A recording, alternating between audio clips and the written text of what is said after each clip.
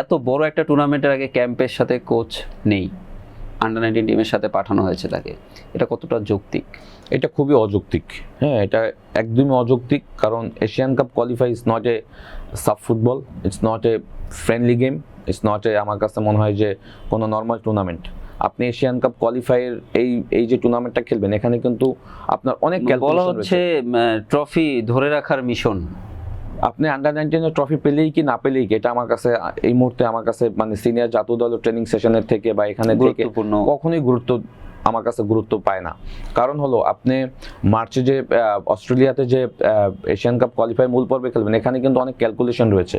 আপনার গ্রুপে কিন্তু উজবেকিস্তান, তারপর চায়না যারা রয়েছে, নর্থ কোরিয়া রিপাবলিক যারা রয়েছে, এখান থেকে যদি আপনি একটা ম্যাচ জিততে পারেন, দেন কিন্তু আপনার সুযোগ রয়েছে অলিম্পিকে খেলার।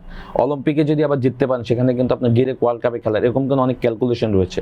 সুতরাং আপনাকে কিন্তু ফোকাস করা উচিত ছিল এখন পুরোটাই কিন্তু এই সিনিয়র জাতীয় দলকে রেখে। আপনি সিনিয়র জাতীয় দল গতকালকে ক্যাম্প স্টার্ট হয়েছে, আপনি আন্ডার-19 দলের সাথে চলে গিয়েছেন নেপালে।